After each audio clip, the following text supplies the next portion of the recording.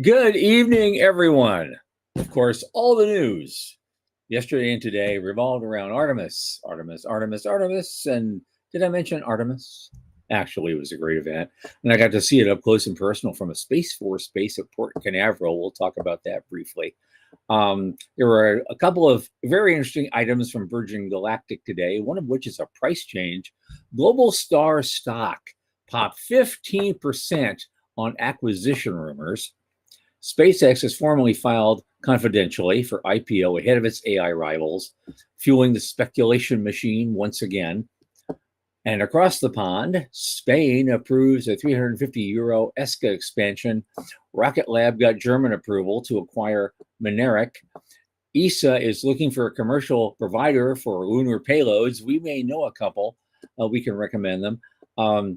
China's CAS Space targets 607 million IPO for reusable rocket tech.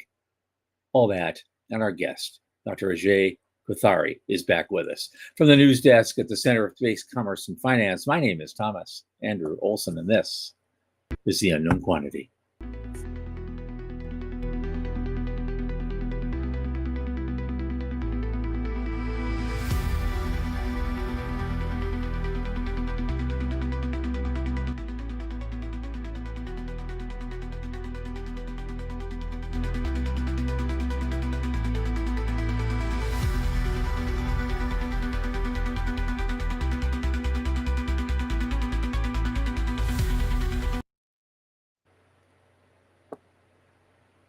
And as you know, this program is sponsored by the Center for Space Commerce and Finance. And what do we do? Of course, you know, we champion and strengthen emerging space startups and space-adjacent enterprises worldwide through advisory, access, and advocacy.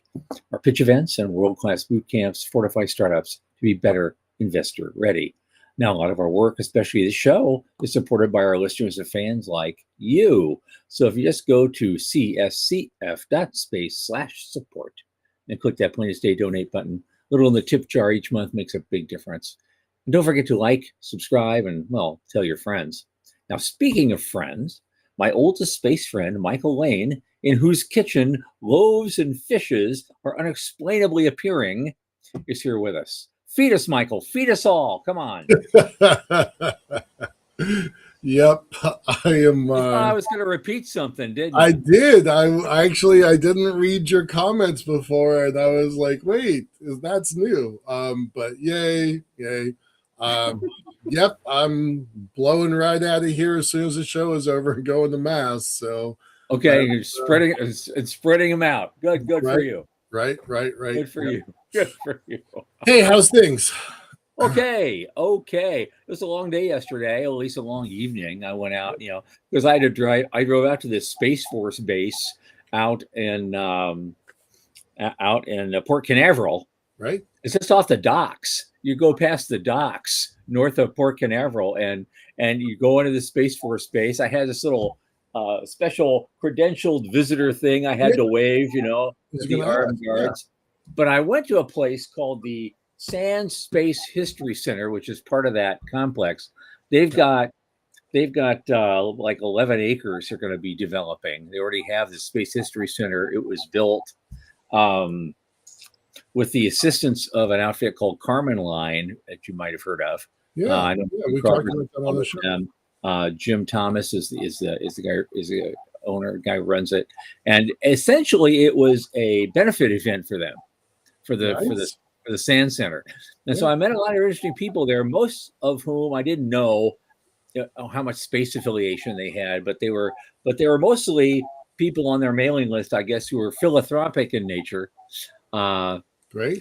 And I did meet a couple of interesting people and got to have a nice conversation with some of them, but there was almost no one there I knew. Megan was there. I knew the guys from Carmen Line. Rich Godwin, always shows up to these things because, the free food. And does Megan live in Florida now? No. Oh, she was just there. For the she was just wanted to be part of this. So, she has a completely different story that I can't talk about yet, but I'm going to try to get her back on the show, and we'll so we can straighten that out, which is kind of interesting, but it'll be fun. I noticed that Rick Tomlinson changed his new job to director of Space Fund, which he Yeah. had left Space Fund for a while. So I was a little Well, curious. We can talk about that later offline. we can. We need to talk about that offline. I got the whole story, but we just can't talk about it publicly until Megan says it's okay. And Okay, so we'll try to get. But I want to get her on the show so she great, can talk about it. A lot of interesting things happening, and great, I think there a lot of good will come from this in the end. But good. that's okay. Okay, so we had this beautiful launch. I tried to record it. I was shitty at it because, and the Right, reason was, it's right there. You can see the thing just go off, big ball of fire, right? And it's so impressive for what it is hmm that I'm trying to keep this thing aimed in the camera, but I want to watch it. I want to see it right. with my own eyes. Yeah, I'm right, sure about right, this because right, it'll never do the thing justice right. ever. And Yeah, so I want to see it with my own eyes, and you could see that huge ball of flame because it's coming out. It's going right over us. It goes right over us right, and above us. It's straight up. So it's like coming this way at you and then going out. And oh my God! And it's the roar and the rumble. You can feel it in your chest. right. I mean, Yeah. it's just insane to watch it for real. And since as a space-starved kid, when I remember the Apollo missions, I was Yep. on the other side of the country. My dad wasn't going to make a road trip to go all the way there to watch one. Right, right, right. So I finally got to see one before I, croak. Um, so I was happy about that. I'm And we're going to talk so about that later. We've got our first two items are well. basically just a little back-to-back Wait, stories. wait. I want to share mine. Wait a Sure. second. Yeah. So mine was a very different experience, right? You're because I am on the other side of the country. So the closest thing we could do was me and 1,200 space friends all got together at the Museum of Flight. It was crazy. Yeah. Uh, they kicked off at 1:30, and by 1:40 the theater was completely packed. It's a 400 person theater. It's completely packed, standing room only, and they're setting up four different alternate viewing locations throughout the museum. So yeah, about 1,000 to 1,200 people were there. It was kind of bonkers. It was super cool to see little kids there and old people. um we are in the heart of Blue Origin, so a bunch of their engineers were here, of Sure. course, their own viewing thing, but the Museum Flight, a lot of folks were there. So I saw folks from Boeing, Stoke, Blue. National Space Society had a really big presence. They had a display. Raytheon was there, Harris was there, so lots of vendors Mm-hmm. that supported and national television. It made national television our event, and even NASA cut over to us, picked up some stuff, and then put it on their restreamed it on their channel. So that was really neat. It was so weird though, because you had this giant auditorium. You're underneath the SR-71 Blackbird and all of their other Yeah. display items, and the whole room was completely quiet. Like you'd have somebody like whisper in someone else's ear, but the Mm-hmm. whole room was completely quiet. And those last 10 minutes were it was almost like being in church. It Yeah. really was. It felt like a temple. It felt like this moment of everybody holding their breath, everybody like crossing their fingers. It was a pretty great moment. And yep, there were tears. There were tears. So, And you had those huge screens in yeah. a room. I've been in there. They're like the size Yeah. of a Buick, these screens. Yeah, And so you probably got a better shot at the actual moment of liftoff than I did. sure. You Yeah. But we got the flyover. Yeah, we didn't get that. Yeah. But it was funny. But somebody I mentioned, we're walking back. We're out in the parking lot. We're walking back to the Sand Center, and we're going probably in the time it takes for us to walk back there and get our drinks, they'll already be in orbit. Right. Yeah. Anyway, it was beautiful. Super happy about it. Rachel's reminding us that we've already chewed up 10 minutes. So yeah, let's just get into it. But it was a great show, and sincere congratulations to everybody that was involved. NASA, all their subcontractors and contractors. It's kind of nice to see Jared Isaacman out there, you know, with his new revised, updated schedule. So that was really cool to see. It was just a great day all around. The only downside was trying to get home again. Normally, it would normally be maybe a 1 hour and 15-minute drive for me to land to this place. Took exactly, I timed it, 3 hours and 7 minutes.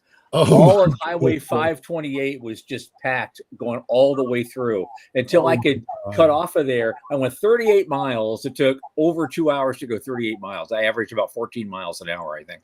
And then, but once I got off onto Highway 417 North to head home, boom, it just raced. So I was like, you know, the rest of the way. But my God, the damage was done.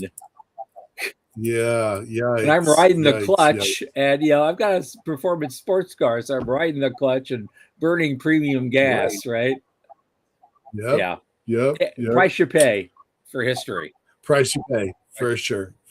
It was funny. I left the Museum of Flight. There was a car in front of me. It took a left. I took a left. It went straight. I went straight. It went straight. I tracked it all the way. It took a right into the Blue Origin parking lot. So, like, somebody that I don't know who it was, but 20 miles away, we were tracking. We were stopping in the same stoplights, and he left the parking lot and went back to work at Blue. So that was kind of cool. Yeah. That's good. Right on. So we're told to take our time and do some news until we're told to hurry. So I guess we're having some connectivity issues with our guest this evening, perhaps. So I guess we'll just move it on. We'll do the news. All okay. Right. Well, the first two are basically one's from Houston Public Media and the other's from NASA itself, just saying, yeah, they launched and this is cool and we'll share it with everybody. Maybe. That's a great shot. I mean, really, that's a beautiful shot. It is. But it's not showing up on the screen. Are you seeing it on the screen? I'm just seeing. There it is. There it is. Yeah, it was a beautiful shot. Look at that thing. Yeah. That's from the NASA archives site. Yeah, actually, I hadn't seen that image yet.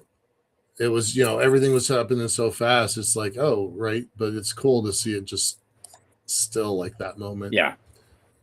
Cleared the tower. All right. Well, anything else to say about this thing other than it's beautiful and fingers crossed for everybody? I've been checking the news sites. They had a minor problem with the plumbing for the toilets, so they had to MacGyver that thing apart and back together. So it's not quite the same as Apollo 13, where it's a crackerjack team trying to figure it out. Yep. But that's what they had to do. And it only delayed like 10 minutes. Yeah. So that was okay, or 10 or 12 minutes is all it was, the delay to get it going. I was so concerned when I got there that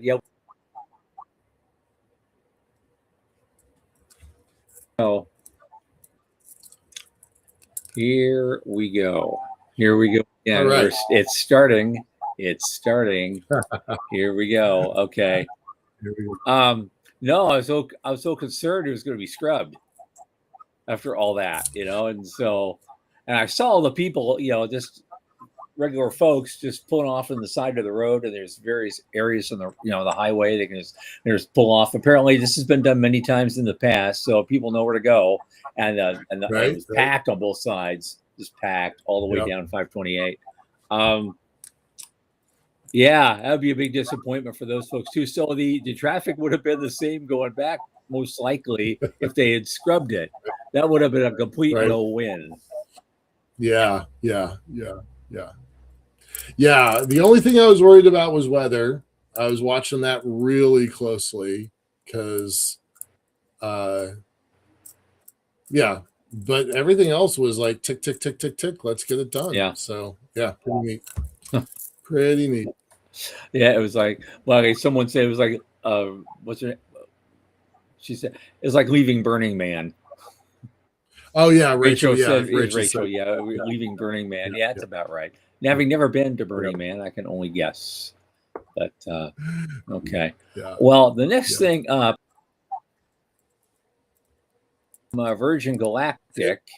Virgin. Yeah, cool. they are building what they call a Delta class spaceship, and now it's doing ground tests. And they're going to begin those very, very soon. So paving the way for follow-on flight tests at Spaceport America, and they're the major customer down there still. And hopefully by year end, they're on track to begin private astronaut flights. And so there's not much there. Yeah, you have to subscribe to get more, I guess. I did see later that in a different article that they've raised their price yet again. Yep, that's the next one. That's the next one coming up. Oh, sorry, the next one. Sorry. Yeah, I thought on for fuck's sake. Yeah, I'm sorry. Hello. Yeah, it's gonna be the air's gonna be blue tonight, man. I'm gonna be joining. Yeah, blue. It's not a family-friendly show. Sorry. That is the fun and joy and hazards of doing a live broadcast. Okay. I find if I refresh the chat thing, I can actually, it comes back, so I don't lose it completely. But they were, they raised their ticket price to $750K. Remember where it was $250,000 to start? I do remember that. I was going to bring it up. Yeah, like, okay, so let me get this straight. They're on spacecraft Delta, so ABCD, 4 of them. They only flew a very limited time during their earliest days. They moved the price from 250 to 350 to 400, steady climb up. It's supposed to go the other way, right? It's supposed to come down, but it's not because they never hit their flight cadence. This is their fourth. It's all about the cadence. Because you're right. With every other thing in history, in tech sectors especially, and so we have this situation where, if you can't get your cadence going, you can't get your market going. It's not just that the cadence is the people that sign up. And so if you're not flying 100 people a year, you can't drop that price down. Right. Is what it comes down to. Okay, now we're told that by the producer that we have to rush it because our guest is here. And so we got about 7 minutes to cover everything. And I'll probably get kicked off a couple more times. So there you go. So what's the next thing? Well, this is an important one. There's big talk that Amazon is weighing acquisition of Globalstar, and their stock surged 15% yesterday. Yeah, that was huge. That's a big deal. There's all sorts of talk because of the SpaceX IPO, which we'll talk about here in a second. A lot of companies, not just Globalstar, but a lot of companies had their prices bump yesterday. But Globalstar is a different story. So that one kind of takes on its own thing. I thought that was pretty interesting. Yeah. I'm going to read a piece that I did not know before, so I'm going to tell everybody. Sure. One complicating factors is that Apple took a 20% stake in Globalstar in 2024 as part of a $1.5 billion investment to boost the company's constellation and ground infrastructure. So I think that adds a very interesting level of complexity Many years ago there was talk about Apple building its own satellite network. I never knew that they'd put anything into Globalstar, so that was a surprise to me. And does that say that Apple is still interested in a network? Is there a partnership there between Amazon and Apple? I don't know, but that makes me ask a lot of questions. Well, Apple is as much a media company as it is a tech company now. So sure. that bandwidth is everything for them, because all their stuff that they're producing, including shows like For All Mankind, right? That's theirs. Shows like For All Mankind. That's what I was talking about. Yeah. I mean that. Yeah, they're which I am addicted to.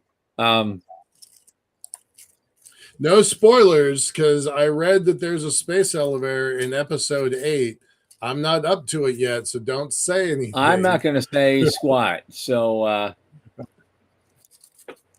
I'm taking I've waited a year and a half for this next season, so it's like I'm taking them one piece at a time and just savoring them, slowly. Nice. Yeah. Right. Yep. Right. Hey, am I reading this right? Do we have the inimitable Dr. David Livingston watching the show today? Hey, buddy. That could be too. The Real Space Show. That's him. Who else could it be? Yay. Well, thanks, sir, for joining us today. Veronica, thanks a lot, y'all. I know Morty is off screen today because he's got other family obligations. But thanks, y'all, for being some other folks I invite regularly. They never show up in the chat, but I know they're there.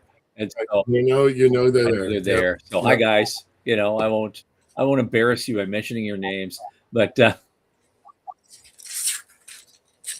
right, we got a couple more minutes. Let's get through the last of these pieces. Okay, we got there's two things about the SpaceX IPO. Just basically saying, yep, it's going public. The industry is buzzing, blah, blah, blah. And that they've actually, done this. And Bloomberg doesn't give you much because they're Bloomberg, obviously. But they filed confidentially, whatever that means. They've submitted its draft registration to the SEC. But the information isn't public yet, so they're asking not to be identified. But it's on track for a June listing. Yeah. So this could be the first of what could be a trio of mega IPOs ahead of OpenAI and Anthropic. Right. Okay. Bonkers. That's bonkers all by itself. Yep. The Motley Fool article I thought was pretty interesting because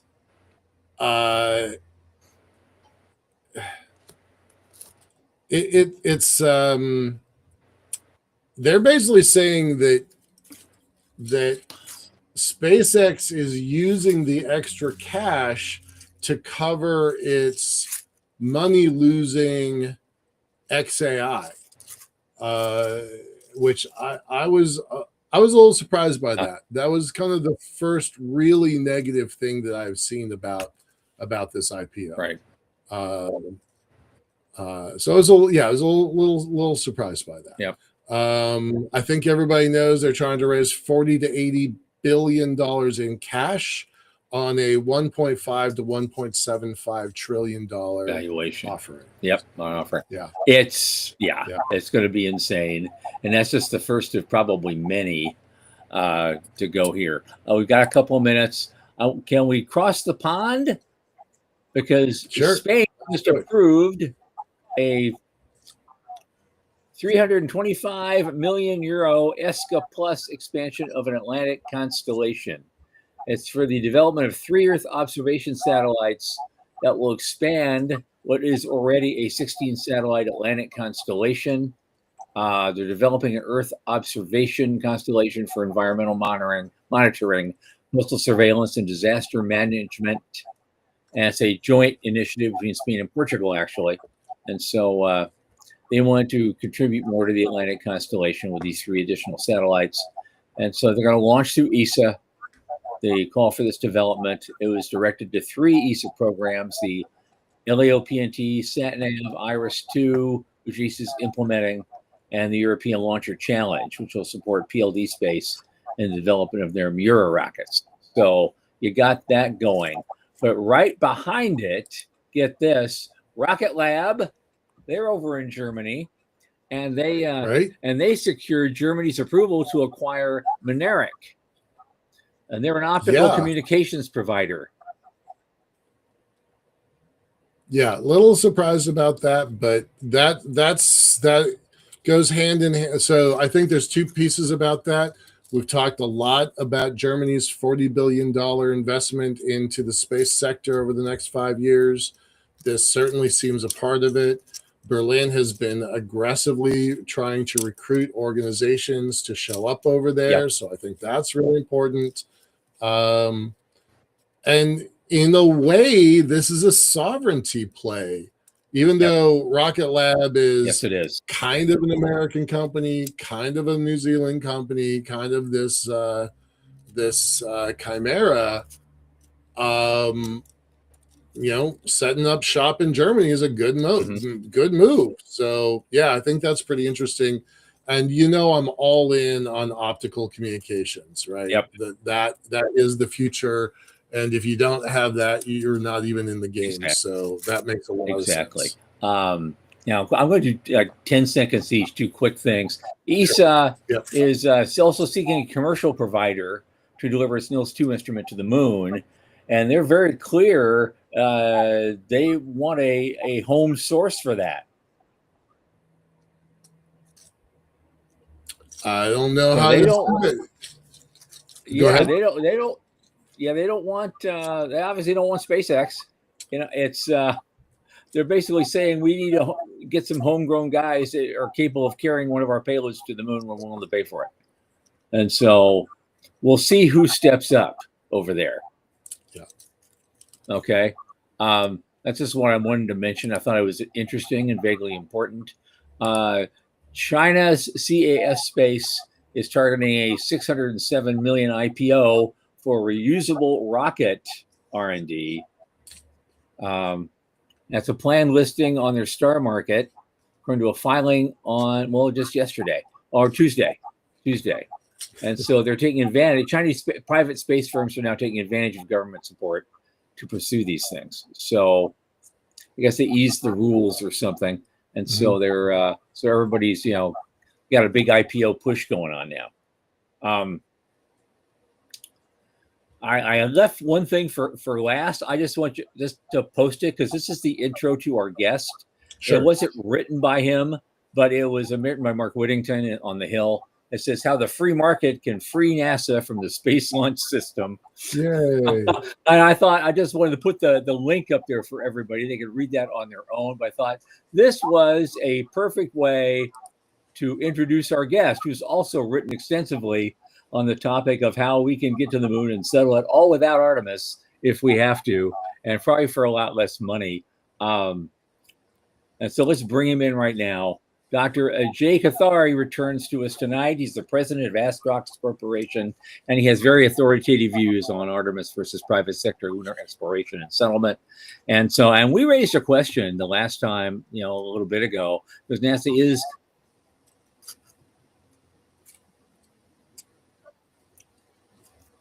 I didn't hear your question.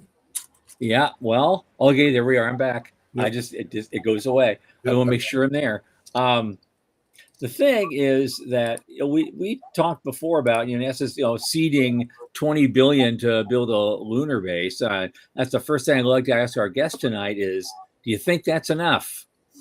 And what are you going to do with it? That's because it ties right into what he wants to say tonight. So let's bring him in, Dr. Ajay Kothari. There you are, young man. How are you, sir? Good to see you again. Hey. Namaste, sir. Salute. Okay. Good to see you guys, and thank you for what you do. Thank you, Susan Key, also at the same time to everybody. Thank you. Yeah. Happy to have you. Thank you. So Shall I proceed? Or Yeah, yeah. oh, okay. Give a tiny bit of origin story and background, because Oh, okay. our audience changes and not everybody knows who you are. So please just give a little bit of your origin 1 story. minute. Yeah. Okay. Yeah, 1 minute is fine. I grew up in India. I mean, this was 50 years ago, of course, obviously, as a teenager, sitting in the jungle, listening to Apollo with a tiger sort of, not at that time, but tiger was living near our farm. We had a farm. My father had a farm. So we were, I was so impressed with the United States. And yeah, this is an important thing to say. This is important. I was so impressed with the United States, and then I, got my PhD, etc. Came here and got my PhD, etc. here. But then for 50 years, all that space exploration was kind of dead. Yeah. All that.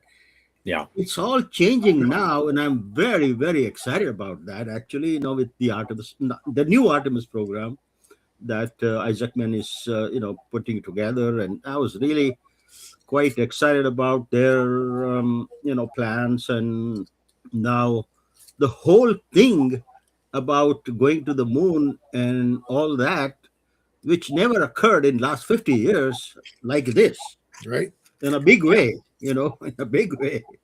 That Yeah. I am really very excited about and very happy to be in this position at this time. And I hope that it works out. Of course, we had the Artemis go up today, and I think they were supposed to do TLI. They may have already done that now. Yep. Not sure. But Haven't that heard that program, term in real life for a long time. I'm sorry, say that again? Haven't heard that term in real life for a long time. The TLI, TLI, yeah. you mean TLI? Yeah, okay. Well, the TLI, translunar injection, and all that for, I think it goes on for a few minutes, many minutes.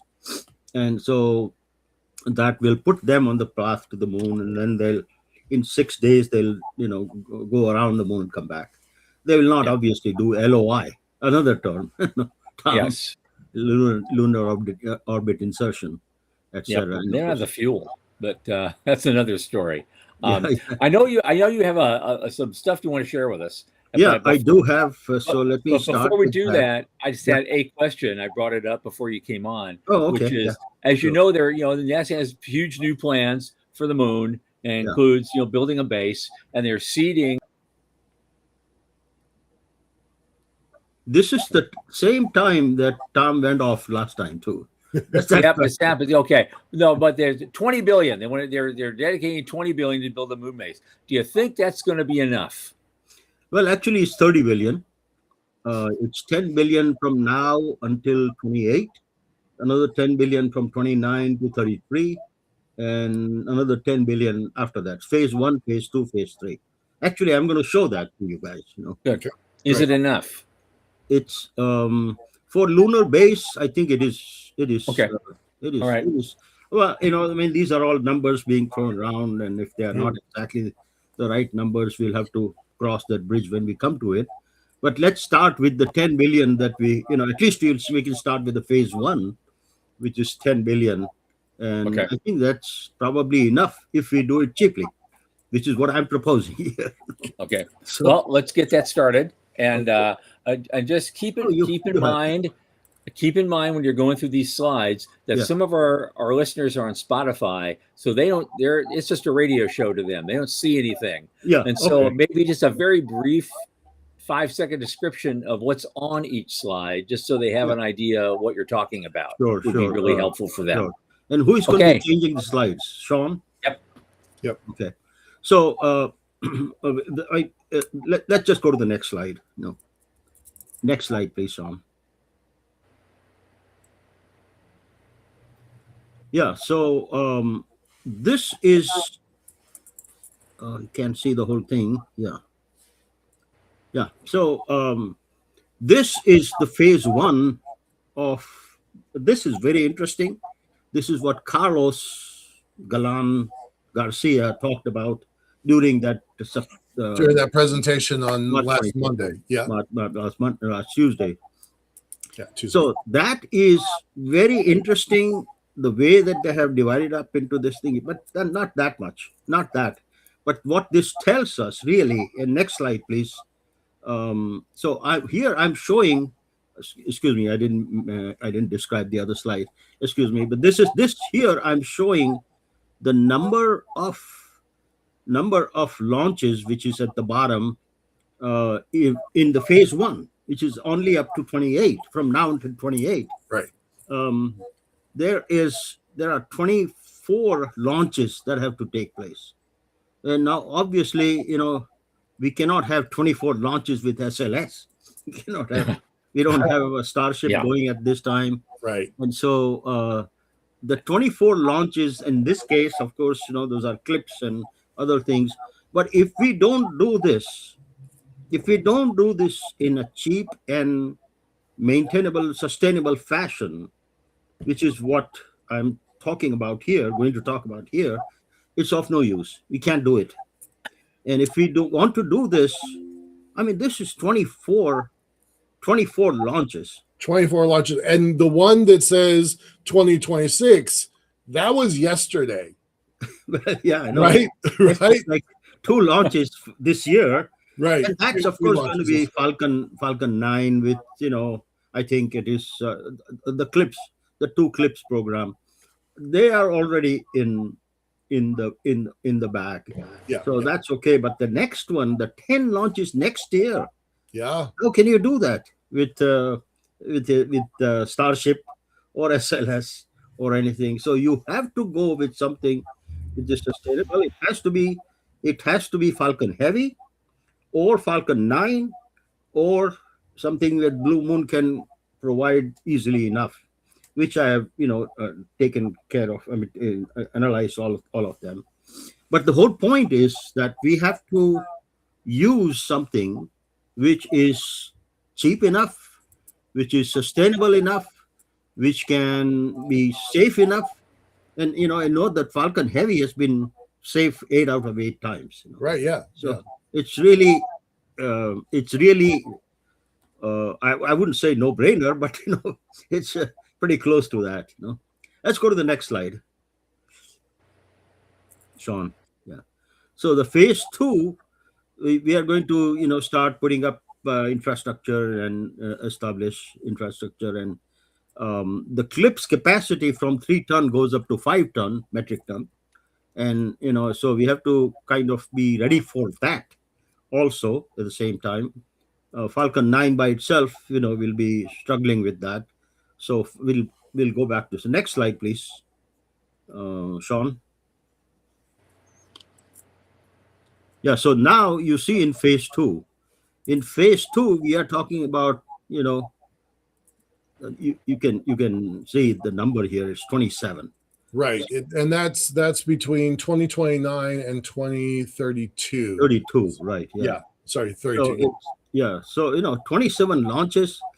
We have to start thinking about something like Falcon Heavy, something, and then, of course, obviously the mass is going up. Yep. And the Falcon Heavy that I'm going to describe is able to take, with 4 flights of Falcon Heavy, and the way that I'm going to describe is that the upper stages will combine or dock, no refueling, dock only in. Don't worry about it, Sean. I'm going to go to it in a minute. I just want to say that this is a lot of flights. The next slide, phase 3. And then, the CLIPS lander payload mass capability has got to go up to 8 megaton. These are all very important things and very necessary things for us to have a lunar base on the moon, which is what President Trump wants, which is what the country wants, which is what Isaac wants. Right. Isaac Ben wants, Jared wants. We all want that, So my point here is that the real, and that will be in my slide. So I'll just shut up for now. Let's go to the next slide. Here for phase 3, which is still far away, so let's not really worry about it too much. Things are going to change a fair amount, but this is another 29 launches. Altogether, we are talking about 80 launches. 80 launches. I 80 I launches. literally was pulling up the math while you're. So that's Yeah. 29 launches between 2033 and 2036. Yes, So that's correct. 80 launches in Yeah. 10 years. In yes, approximately 10 years, right? Yeah. Yeah, exactly. So we are really talking about a lot and of this thing. We have to find a way to do this. And also another thing in the next slide, Sean, is you can see here that we've talked much about putting people on the moon, but that's not what this next competition is about with China and other places. It's about the real competition is about establishing permanent presence on the moon with habitats and output. That's where the competition is now for us. We have to do that, and that requires. And I mean, as far as right now, I'm saying that Starship cannot do that. If the things change, they'll change. But at least at this point in time, the 8 to 15 refuelings that are required is just really very very hard for uh, for us to have be a sustainable presence. And also of course the fineness ratio that I've talked about before, that Starship has, which is 5 to 6, which is also a problem for landing.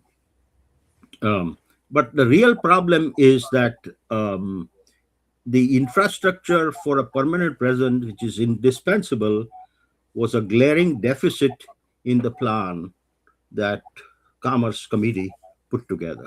This was not there. I'm glad that NASA has changed that Right. and added a lot to it. And so this proposed method herein may be the least costly, safest with margin, and the quickest method to supplement those plans and alleviate this deficit. And that option is to use Falcon Heavy as an add-on to the SLS plans. Whatever they're doing with SLS, people going there more safely. We don't have to worry too much about cargo in terms of human rating them and things like that. So we can take more chances. We are taking less chances with Falcon Heavy, but still we can take chances. So let's move down more, Sean. The next slide. So what is the primary requirement? Primary requirement for this possibility is that we have to have a reusable first stage to, obviously cheapen the cost, but also we have to have a low dry weight upper stage. We cannot have a high dry weight upper stage. If you want to combine the upper stages together in LEO, and then, I mean, that's what's the idea. Okay, so now I'll mention the idea.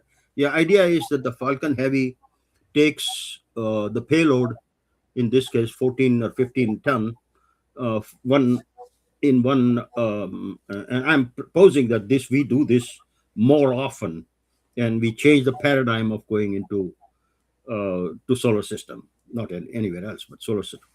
But then the upper stage goes to LEO. The second flight of Falcon Heavy, maybe next day or something like that, will go and not take the payload anymore, obviously, but that much more propellant.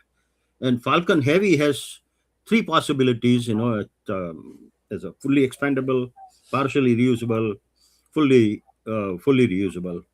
And those payloads for LEO are 64, 54, 38, something like that. I'm using here partially reusable. Okay. So that costs about 120 million each, something like that. So with those necessary requirements, Starship cannot do that. Starship's upper Right. stage payload is like 80. I mean, upper stage dry weight is 85 to 100 ton, and so that cannot do it. They have to do refueling. So what I am talking about here is that if you don't want to do refueling, we should not worry about refueling the cryogenic fuel. We don't have to. We can do this with in this manner with 4 Falcon Heavy flights will take 15-ton payload to the surface of the moon, all the way to the surface. It will do the TLI, it'll do the LOI, it'll do the landing, and you will see my calculations later. But you don't have to get into the calculations too much. But anyway, it's possible to do that. So that is there is no need for refueling. There's no need for stopover at NRHO, and now NRHO is gone anyway. The gateway is Right, gone. gateway's gone. They're not doing that anymore. Yep. That's very good too.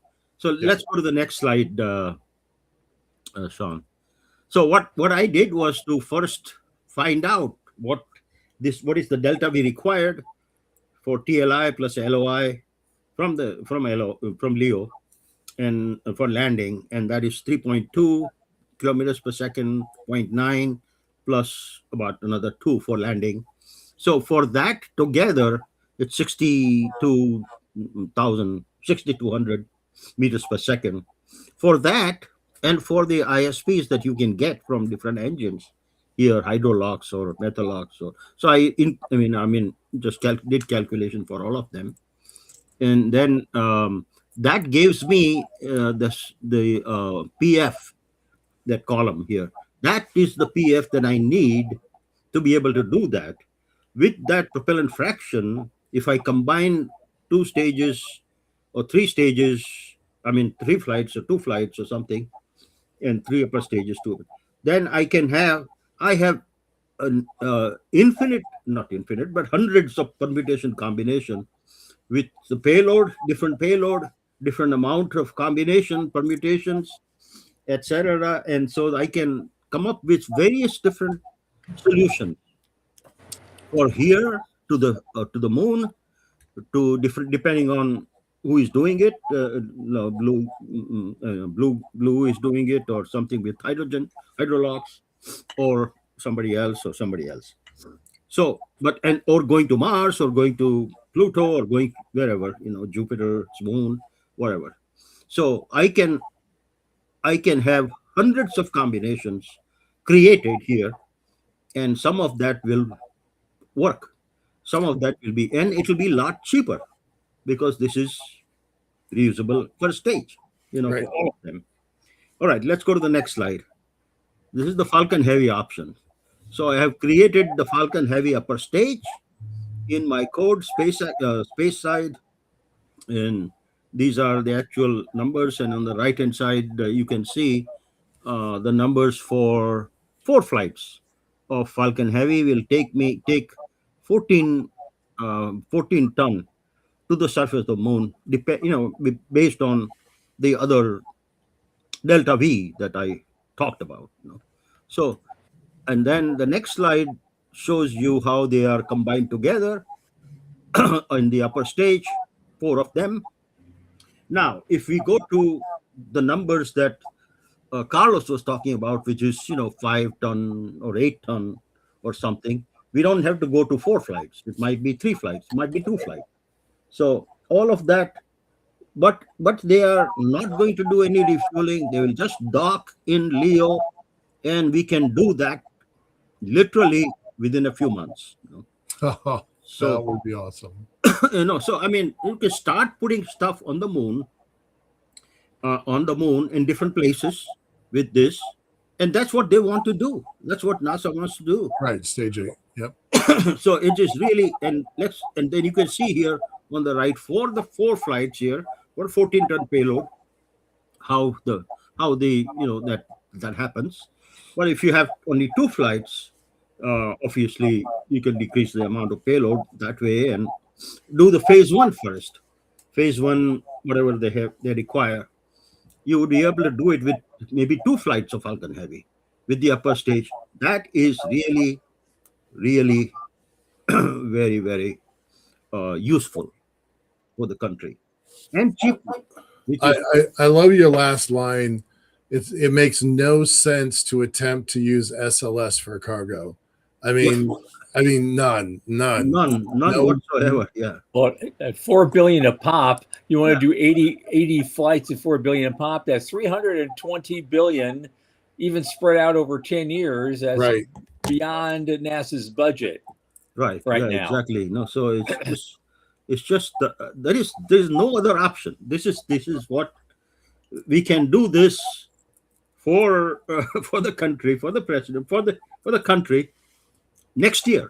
You know, we can start putting stuff on the moon next year.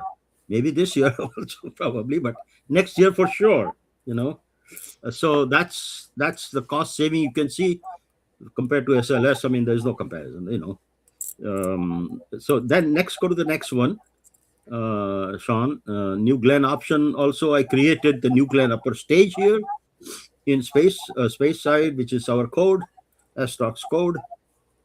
And actually, this is an actual sizing code. It actually calculates the amount of fuel required and puts the fuel in the tanks, and the tank sizes the tank, and the tank has to fit in the 7 meter diameter thing that we are talking about here, etc., etc. So that is next. Go to the next slide, New Glenn. Yeah, that's one. So that you can see the numbers here actually for the weight. You can even see the component numbers here. Of course, nobody can see it right now, but I'm So saying that I have it.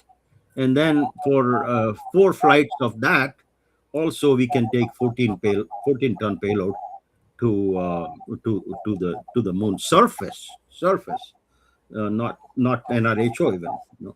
Next slide, last slide is the both options here.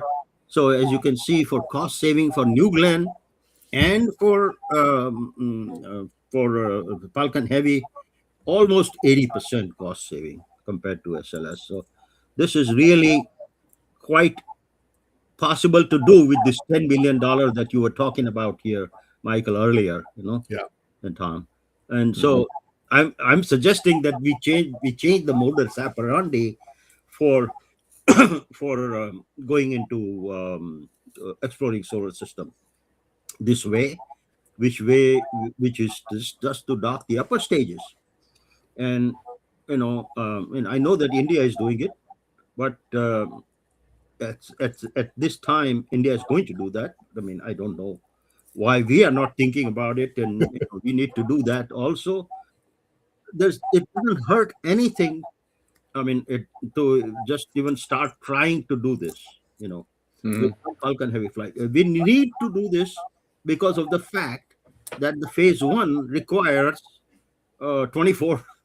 right. You have to start there. If you don't get phase 1 correct, Yeah, during this administration, yeah, the other stuff will not happen. will not happen. Right, exactly. So I mean, phase 1 has to be done. This administration, whatever comes next, I hope that they continue. But even if they don't, this is a very good start and very good chance that we should take on this. Okay. That's the whole thing. So going into this, especially after phase 1, maybe phase 1 it's all a private sector launch, but a NASA kind of operation. Yeah. To set this thing up. Is there opportunity for commercial to kick in at any one of these phases and do some commercial development in a way that actually helps defray the costs by actually creating, exploitable product? Well, I mean, this is commercial, right? I mean, Falcon Heavy is commercial, so they can just simply charge certain amount of money for putting a certain amount of payload to the surface, and they can take it up like that too. NASA is just maybe managing it to some extent, but it's being done by commercial entities.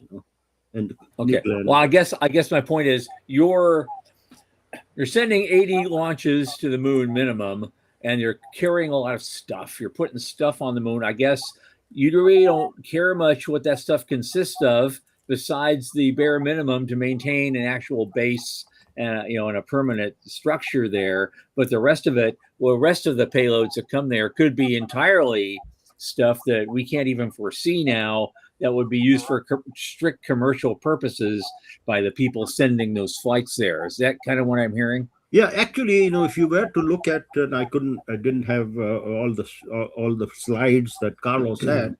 He had some slides which had PNT being developed there, had obviously solar energy being developed there, base, of course, and other things. And they were also talking about redirecting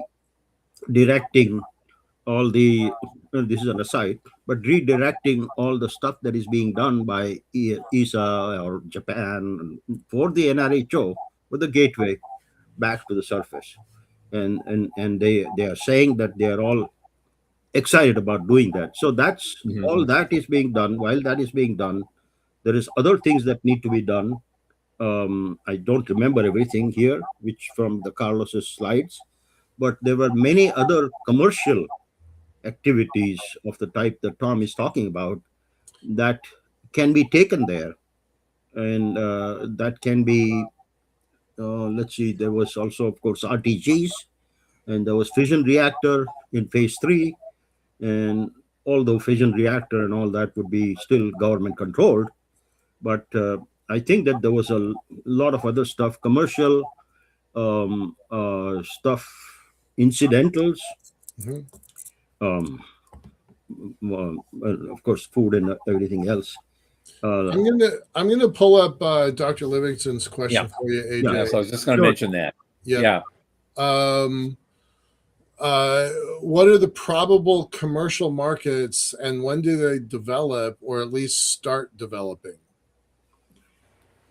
And we only have 4 minutes left, so 4 minutes, and then I have to do that 5-year and 25-year thing also. At the end. Well, I mean, if you look at, I don't have Carlos's slides here, but they have thought about more or less everything, and I think that if you can find those slides, I have them at here, but I'm not showing them. I mean, but there are a lot of things that can be commercially developed. The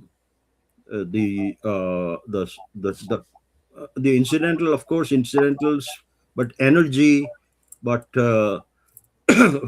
taking food from here, taking all those things that they are going to do, and can we run over? Yeah, sure. Somebody asking, can we run over? No. Okay, not you. Okay. Yeah. So anyway, all that is, I since I don't have the slide in front of me, I can't talk about that. But David, I will talk to you privately about that. Sure, very soon.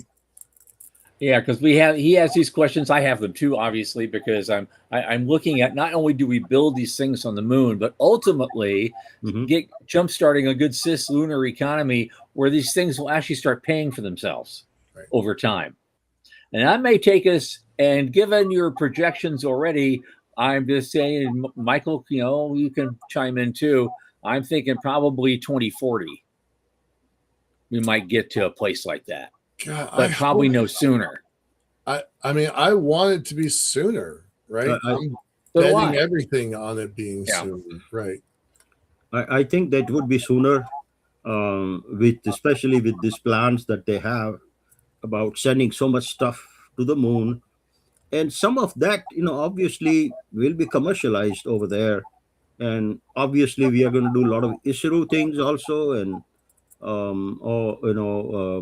get some of these PGMs and all that. But I mean, I'm not very good at commercial forecast, so I'm really not getting into it too much.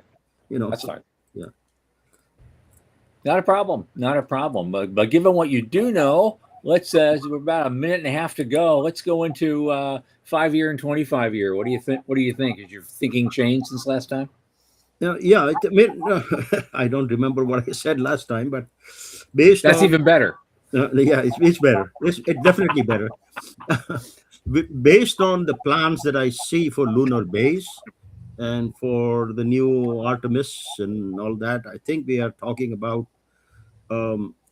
whatever plans they have from now to 28, then 29 to 33, and 33 to 36.